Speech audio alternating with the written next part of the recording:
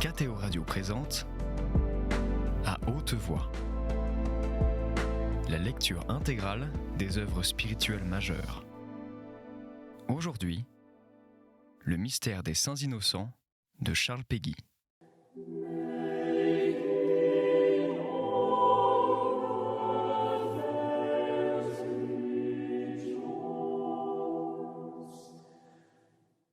Madame Gervaise. Et il se hâta, parce que ses entrailles avaient été émues en voyant son frère et qu'il ne pouvait plus retenir ses larmes. Passant donc dans une chambre, il pleura. Jeannette. Et après s'être lavé le visage, il revint, se faisant violence, et il dit « Servez à manger ». Madame Gervaise. On servit Joseph à Paris, et ses frères à part, et les Égyptiens qui mangeaient avec lui à part, car il n'est pas permis aux Égyptiens de manger avec les Hébreux, et ils croient qu'un festin de cette sorte serait profane. Jeannette. Ils s'assirent donc en présence de Joseph, l'aîné, le premier selon son rang, et le plus jeune selon son âge. Et ils furent extrêmement surpris. Madame Gervaise, en voyant les parts qu'il leur avait données, de ce que la part la plus grande était venue à Benjamin, car elle était 5 fois plus grande que celle des autres. Ils burent ainsi avec Joseph, et ils firent grande chère.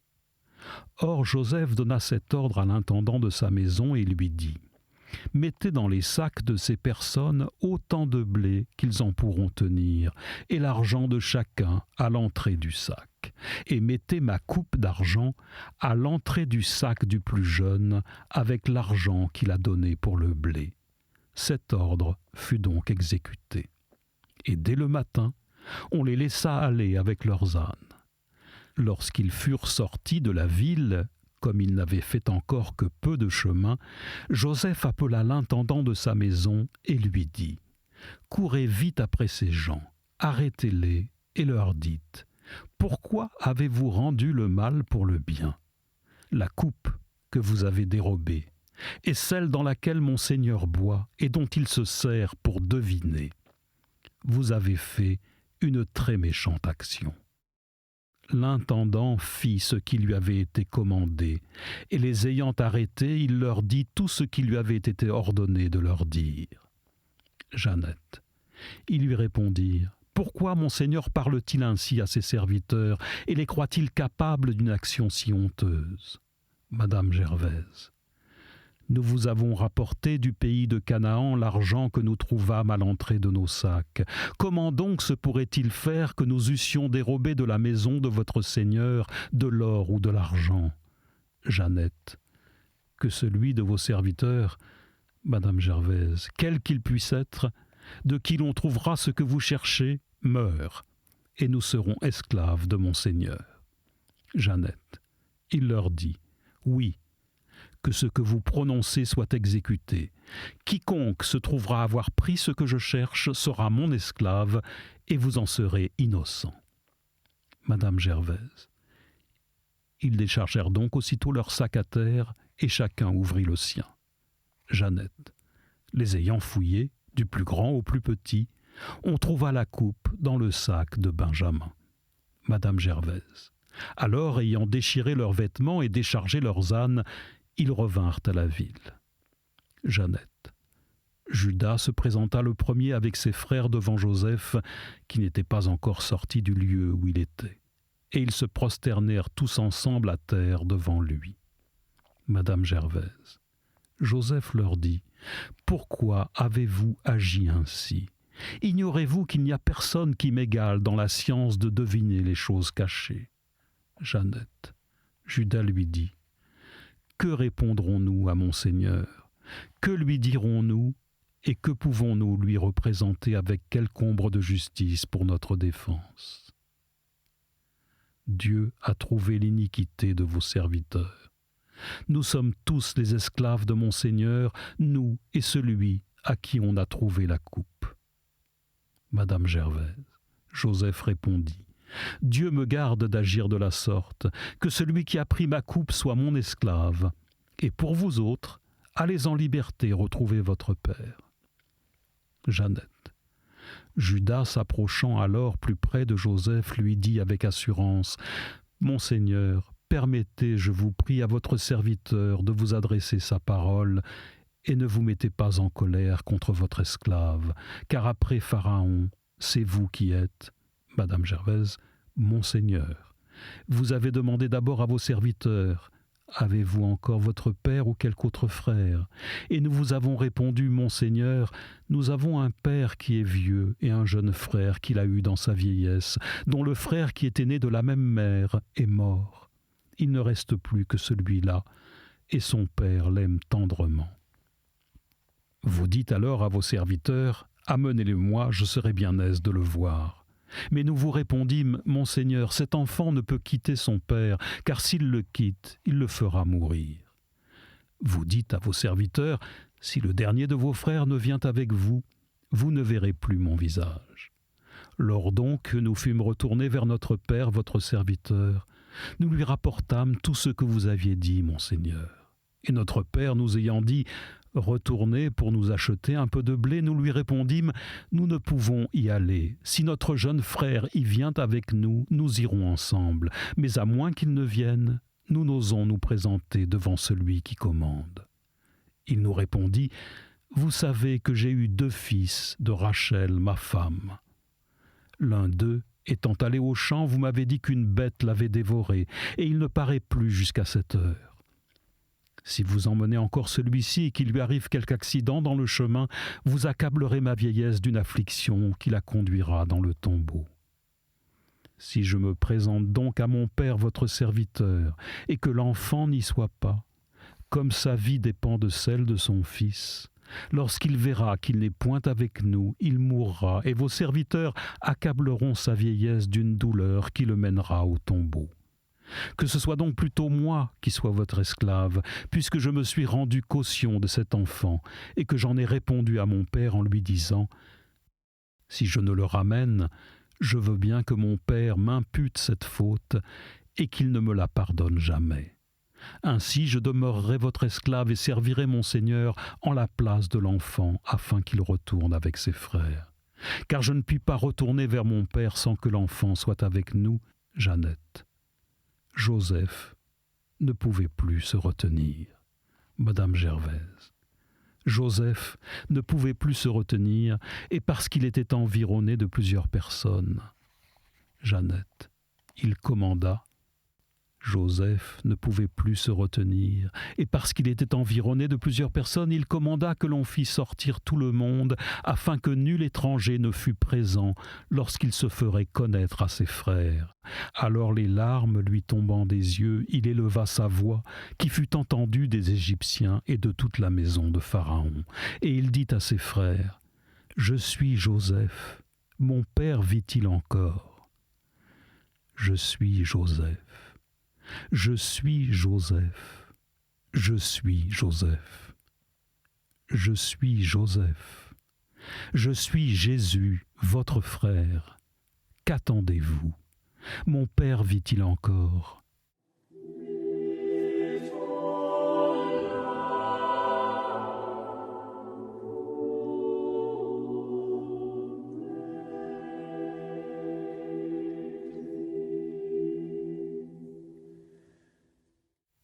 Madame Gervaise. Mais ses frères ne purent point lui répondre, tant ils étaient saisis de frayeur. Jeannette. Il leur parla avec douceur et leur dit : « Approchez-vous de moi. » Et s'étant approché de lui, il ajouta : « Je suis Joseph, votre frère, que vous avez vendu en Égypte. Ne craignez point, et ne vous affligez point de ce que vous m'avez vendu en ce pays-ci. Car Dieu m'a envoyé en Égypte avant vous pour votre salut. Il y a déjà 2 ans que la famine a commencé sur la terre, et il en reste encore 5, pendant lesquels on ne pourra ni labourer, ni recueillir. Dieu m'a fait venir ici avant vous pour vous conserver la vie, et afin que vous puissiez avoir des vivres pour subsister. Ce n'est point par votre conseil que j'ai été envoyé ici, mais par la volonté de Dieu, qui m'a rendu comme le père de Pharaon, le maître de sa maison et le prince de toute l'Égypte. hâtez-vous d'aller trouver mon père et dites-lui, voici ce que vous mande votre fils Joseph. Dieu m'a rendu le maître de toute l'Égypte. Venez me trouver, ne différez point. Vous demeurerez dans la terre de Guésen, vous serez près de moi, vous et vos enfants, et les enfants de vos enfants, vos brebis, vos troupeaux de bœufs, et tout ce que vous possédez. Et je vous nourrirai là, parce qu'il reste encore 5 années de famine, de peur qu'autrement vous ne périssiez avec toute votre famille et tout ce qui est à vous. Vous voyez de vos yeux, vous et mon frère Benjamin, que c'est moi-même qui vous parle de ma propre bouche. Annoncez à mon père quelle est cette gloire, et tout ce que vous avez vu dans l'Égypte, hâtez-vous de me l'amener. » Et s'étant jeté au cou de Benjamin son frère pour l'embrasser, il pleura. Et Benjamin pleura aussi en le tenant embrassé. Joseph embrassa aussi tous ses frères, il pleura sur chacun d'eux, et après cela ils se rassurèrent pour lui parler. Aussitôt il se répandit un grand bruit dans toute la cour du roi que les frères de Joseph étaient venus. Pharaon s'en réjouit avec toute sa maison. Et il dit à Joseph qu'il donna cet ordre à ses frères. « Chargez vos ânes de blé, retournez en Canaan. Amenez de là votre père et toute votre famille, et venez me trouver. Je vous donnerai tous les biens de l'Égypte, et vous serez nourris de ce qu'il y a de meilleur dans cette terre. Ordonnez-leur aussi d'emmener des chariots de l'Égypte, pour faire venir leurs femmes avec leurs petits-enfants, et dites-leur, amenez votre père, et hâtez-vous de revenir le plus tôt que vous pourrez, sans rien laisser de ce qui est dans vos maisons, parce que toutes les richesses de l'Égypte seront à vous, les enfants d'Israël. » Madame Gervaise, les enfants d'Israël firent ce qui leur avait été ordonné. Et Joseph leur fit donner des chariots selon l'ordre qu'il en avait reçu de Pharaon et des vivres pour le chemin. Jeannette. Il commanda aussi que l'on donnât 2 robes à chacun de ses frères. Mais il en donna 5 des plus belles à Benjamin et 300 pièces d'argent. Il envoya autant d'argent et de robes pour son père, avec 10 ânes chargés de tout ce qu'il y avait de plus précieux dans l'Égypte, et autant d'ânesses qui portaient du blé et du pain pour le chemin. Madame Gervaise. Il renvoya donc ses frères et leur dit en partant, « Ne vous mettez point en colère pendant le chemin. » Ils vinrent donc de l'Égypte au pays de Canaan, vers Jacob leur père. Jeannette. Et ils lui dirent cette nouvelle, « Votre fils Joseph est vivant, et commande dans toute la terre d'Égypte. » Ce que Jacob ayant entendu, il se réveilla comme d'un profond sommeil, et cependant il ne pouvait croire ce qu'il lui disait. Madame Gervaise. Ses enfants insistaient au contraire, en lui rapportant comment toute la chose s'était passée. Enfin, ayant vu les chariots et tout ce que Joseph lui envoyait, il reprit ses esprits. Jeannette. Et il dit, « Je n'ai plus rien à souhaiter, puisque mon fils Joseph vit encore. J'irai, et je le verrai avant que je meure. » Madame Gervaise. Israël partit donc avec tout ce qu'il avait, et vint au puits du jurement, et ayant immolé en ce lieu des victimes au Dieu de son père Isaac, il l'entendit dans une vision pendant la nuit, qui l'appelait et qui lui disait, « Jacob, Jacob. » Il lui répondit, « Me voici. » Et Dieu ajouta, « Je suis le Dieu très puissant de votre père. Ne craignez point, allez en Égypte, parce que je vous y rendrai le chef d'un grand peuple. J'irai là avec vous, et je vous en ramènerai lorsque vous en reviendrez. » Jeannette. Joseph aussi vous fermera les yeux de ses mains. Madame Gervaise. Jacob, étant donc parti du puits du jurement, ses enfants l'amenèrent avec ses petits-enfants et leurs femmes dans les chariots que Pharaon avait envoyés pour faire venir ce vieillard, avec tout ce qu'il possédait au pays de Canaan.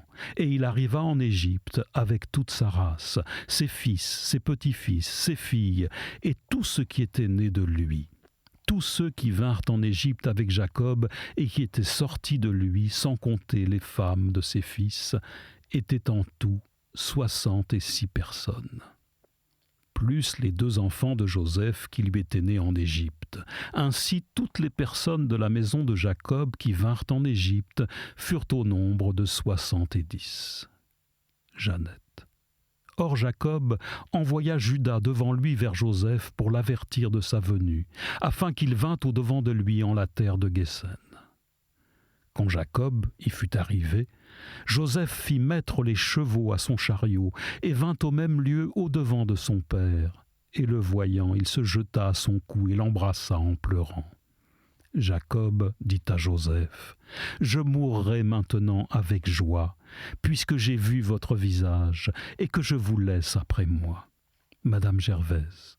Joseph dit à ses frères et à toute la maison de son père : « Je m'en vais dire à Pharaon que mes frères et tous ceux de la maison de mon père sont venus me trouver de la terre de Canaan où ils demeuraient, que ce sont des pasteurs de brebis qui s'occupent de nourrir des troupeaux, et qu'ils ont amené avec eux leurs brebis, leurs bœufs et tout ce qu'ils pouvaient avoir.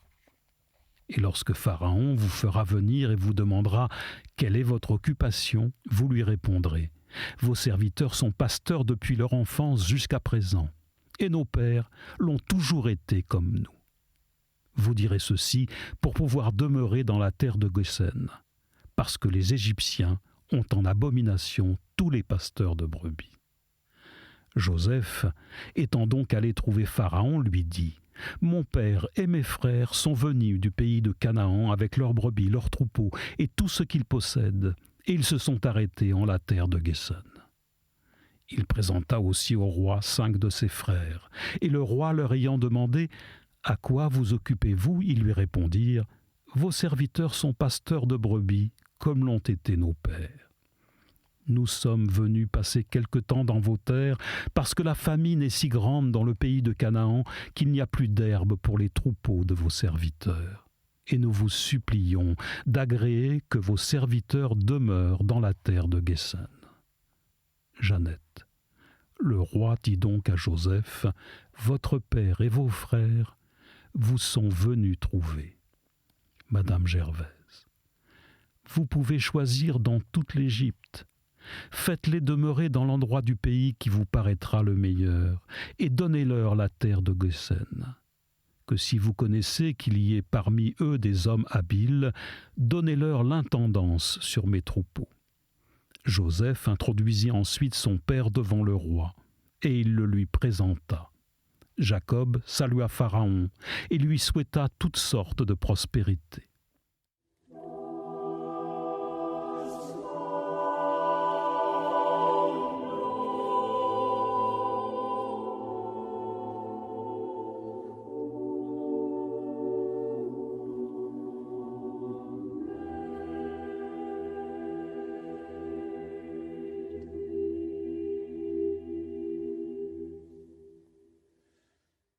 Le roi lui ayant demandé quel âge il avait, Jeannette, il lui répondit : « Il y a 130 ans que je suis voyageur, et ce petit nombre d'années qui n'est pas venu jusqu'à égaler celui des années de mes pères a été traversé de beaucoup de maux. » Madame Gervaise. Et après avoir souhaité toutes sortes de bonheur au roi, il se retira. Joseph, selon le commandement de Pharaon, mit son père et ses frères en possession de Ramessès, dans le pays le plus fertile de l'Égypte. Et il les nourrissait avec toute la maison de son père, donnant à chacun ce qui lui était nécessaire pour vivre. Car le pain manquait dans tout le monde, et la famine affligeait toute la terre, mais principalement l'Égypte et le pays de Canaan. Israël demeura donc en Égypte, c'est-à-dire dans la terre de Goshen, dont il jouit comme de son bien propre, et où sa famille s'accrut et se multiplia extraordinairement. Il y vécut 17 ans, et tout le temps de sa vie fut de 147 ans. Comme il vit que le jour de sa mort approchait, il appela son fils Joseph et lui dit : « Si j'ai trouvé grâce devant vous, mettez votre main sous ma cuisse et donnez-moi cette marque de la bonté que vous avez pour moi, de me promettre avec vérité que vous ne m'enterrerez point dans l'Égypte, mais que je reposerai avec mes pères, que vous me transporterez hors de ce pays et me mettrez dans le sépulcre de mes ancêtres. » Joseph lui répondit, « Je ferai ce que vous me commandez. » « Jurez-le-moi donc, dit Jacob. Et pendant que Joseph jurait, Israël adora Dieu, se tournant vers le chevet de son lit. Après cela, on vint dire un jour à Joseph que son père était malade. Alors, prenant avec lui ses 2 fils, Manassé et Éphraïm, il l'alla voir. On dit donc à Jacob, « Voici votre fils Joseph qui vient vous rendre visite. » Jacob, reprenant ses forces, se mit sur son séant dans son lit, et il leur fit aussi ce commandement et leur dit, « Je vais être réuni à mon peuple. Ensevelissez-moi avec mes pères dans la caverne double qui est dans le champ d'Éphron et Éhen, qui regarde Mambré au pays de Canaan, et qu'Abraham acheta d'Éphron et Éhen avec tout le champ où elle est, pour y avoir son sépulcre. C'est là qu'il a été enseveli avec Sarah, sa femme, et c'est aussi où Isaac a été enseveli avec Rebecca, sa femme, et où Lia est encore ensevelie. » Après avoir achevé de donner ses ordres et ses instructions à ses enfants, il joignit ses pieds sur son lit et mourut, et il fut réuni avec son peuple. Un homme avait 12 fils. Tel fut mon enfant. Ce fut la première fois qu'un enfant s'est perdu. Ce fut la première fois qu'une brebis s'est perdue. Ce fut la première fois qu'une drachme s'est perdue. Mais cette drachme que l'on avait égarée, mais cette brebis qui s'était égarée, mais cet enfant, ce fils qui s'était égaré, fut retrouvé sur le trône, gouvernant la maison de Pharaon et ravitaillant tout le royaume d'Égypte. Et celui de Jésus, au contraire, c'est toujours le contraire, celui de Jésus, l'enfant perdu par Jésus, dans la parabole de Jésus, celui de Jésus fut retrouvé qui revenait de gouverner un troupeau de porcs. Et je pense que ces 30 ou 40 cochons, il les ravitaillait de glands et peut-être de quelques sales pâtés. C'est ainsi, mon enfant, ainsi est l'Ancien, ainsi est le Nouveau Testament. Dans l'Ancien Testament, il est plus souvent question du trône, et dans le Nouveau Testament, il est plus souvent question de garder les cochons et les autres animaux qui ne sont pas moins nobles. Dans l'Ancien Testament, il y a toujours une vue, une pensée vers le commandement. Et dans le Nouveau Testament, il y a toujours une pensée, une arrière-pensée vers le service au contraire et vers la servitude. Dans l'Ancien Testament, il y a toujours un regard, une pensée vers le gouvernement. Et dans le Nouveau Testament, il y a toujours un regard, une pensée vers l'obéissance et vers la simple condition de sujet, vers la simple condition d'homme. Ou s'il y a une pensée vers un commandement et vers un gouvernement et vers un royaume, dans le Nouveau Testament, c'est vers un commandement et vers un gouvernement et vers un royaume qui n'est point le gouvernement et le commandement d'un royaume d'Égypte. Et dans le Nouveau Testament, il n'y a de pensée que pour un royaume qui n'est pas de ce monde. Et dans l'Ancien Testament, il y a toujours une pensée vers les richesses, vers les trésors d'Égypte et de Babylonie, vers les talents d'or et d'argent.